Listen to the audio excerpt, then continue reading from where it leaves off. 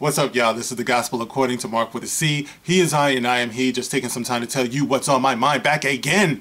I want to give a shout out to all of the new subscribers and all of the people who have been coming on to the comment section and leaving your bomb-ass comments. I've been loving it. I've been reading all of them.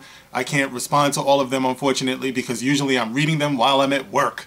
And all I need is for a supervisor to roll up on me talking about get off your phone and all that, and you know, I'm liable to snap out, so I don't need that. It's not good for anybody. So anyway, I do read your comments though, so I really do appreciate it. Thank you guys very much. And the links, you know, that some of you guys have been leaving to other things, I'm learning so much, you know, so it's a huge growing experience for me, and humbling as well, you know, everyone who is you know, coming onto the channel and subscribing and leaving comments.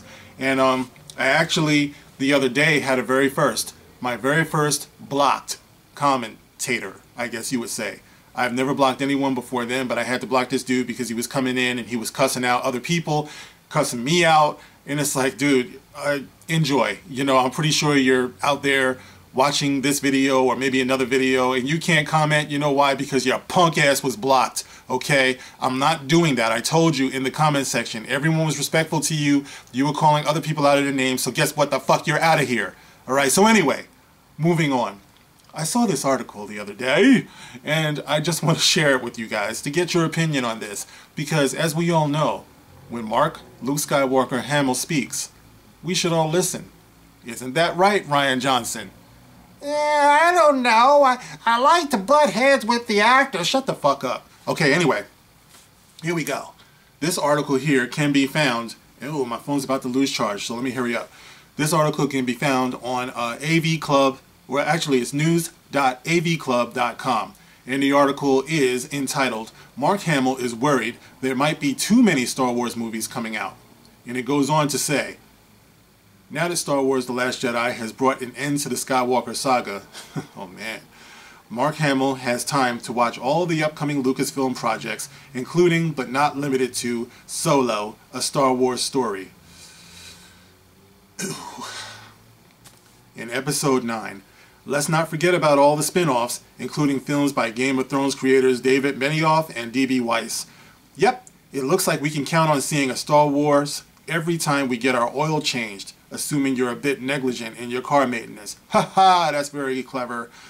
Which is actually a bit much for Hamill. As the actor tells Cinema Blend, he thinks Disney and Lucasfilm should pace themselves because you don't want to oversaturate it. I said to Disney, really? 5 months after we come out comes Solo, a Star Wars story? Can't you at least wait until Christmas? Yeah, that's a pretty good suggestion, Mark. And we don't want to overwhelm him, but Hamill's overlooking the multiple Star Wars TV shows that Lucasfilm is also developing. Yeah, that's right, we forgot about that. Of course, Hamill recognizes that studios are going to studio. They've got things booked, they're doing Marvel in their own movies, so that's beyond my purview. He goes on to note that the storytelling possibilities are there. Well, there shouldn't be a limit to the storytelling, as it's a canvas that's so infinite. With the standalone films, they can all have their own identity. Rogue One can be gritty, like a war film. I'm assuming, I don't know, but I would assume that Solo will be more comedically oriented because he's a rogue, a scoundrel, and a gambler, and a womanizer. You know, I seriously doubt he's still going to be a womanizer. You know, it's like, remember, this is Kathleen Kennedy we're talking about here. The womanizing thing, not so much anymore. And as a matter of fact, in the preview, it kind of looked like Han was getting backed up by Amelia, what's her name? All right, already it didn't look like something Han would do. I don't know if Han gets backed up by a woman. I can't see that, you know. So anyway, in all those things. So I think the advantage of the standalone films is that they don't have to follow the formula of a trilogy. So they can establish their premise, get it on, get it done, and get out without leaving the audience, leaving the audience wanting more. So there's infinite possibilities. Ultimately, it seems Mark Hamill just wants a little breathing room between movie releases rather than cutting down on the number of projects we can relate. Okay, that's the end of that very short article. And I want to say, listen, when we were growing up, those of us who are old enough, those of us of a certain age, Star Wars movies were an event. We had to wait for them, we had to anticipate them, and guess what? It usually paid off. You know, by the time we got to the next Star Wars film, we were all probably a little bit older. Voices were starting to crack. You know what I mean? We were going into puberty and adolescence and all that stuff. And we were growing up with the movies. But we still had the love for the movies. That was what was so magical about it, you know? It's like there was a Star Wars movie for every phase of our lives. You know, whereas the first one you probably went to with your parents, by the time you got to Return of the Jedi, shit, that might have been your first date, you know? So it was a very, very beautiful thing. And as a result of those movies being so spaced out, you kind of got the idea that the people behind it were putting a lot of care into it, a lot of work into it, you know, a lot of thought into it, you know. But what we're getting now, and I thought that more Star Wars would be a good thing, and I know a lot of people still feel that way. You know, that's the reason why they're willing to give Rian Johnson a pass, because they feel like any Star Wars is better than no Star Wars. So of course the vocal opponents to Disney Star Wars are troublemakers in the eyes of people who think like that. People like me, you know, and other vocal people who are critical of what we love, we're considered the ones who are fucking up the story. We're the ones who's messing up, you know, Star Wars. The fans, the vocal fans, the critical fans. You know, we're the ones who are written in these articles like we're just maniacs who are impossible to please, and we're just such a tiny minority, even though the toys are just sitting on the shelves going nowhere, and the DVDs and all the merchandise is going nowhere. But it's just a tiny minority of psychos who are fucking it up for everybody. But because you are risking oversaturation, what you see on screen is going to show signs of it. Little signs at first, like in The Force Awakens when Han gets killed and Leia and Chewie don't even acknowledge each other. They walk past each other. And then later on, I believe that Jar Jar Abrams said, oh yeah, that's probably something we should have done. You think, you know, and the fact that these lug nuts didn't even think to put all of our original cast members in a scene together.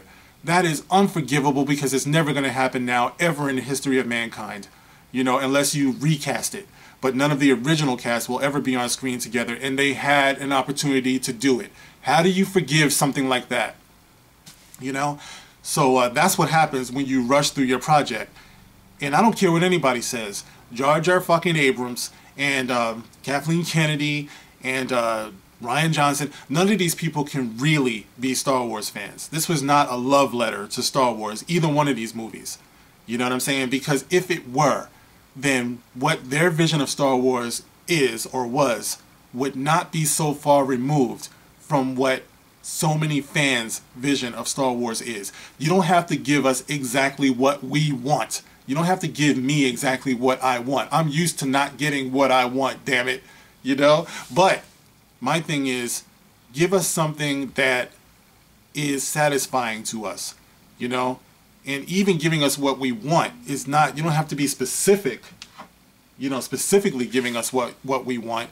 You can be more, just generally speaking, like everyone wanted to see our core cast of, you know, our core cast get back together again. Everyone wanted to see that. So it's a no-brainer, you know, when you think about how they should have approached this project. But if you rush through them just to be cranking them out to make more money and more money and more money, they're just not going to be as satisfactory, because you're overlooking shit. You know what I mean?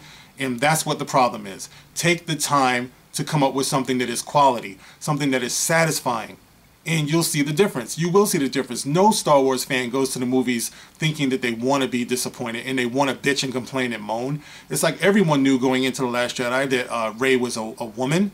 Everyone knew that she was going to be the lead, you know, but we still went, didn't we?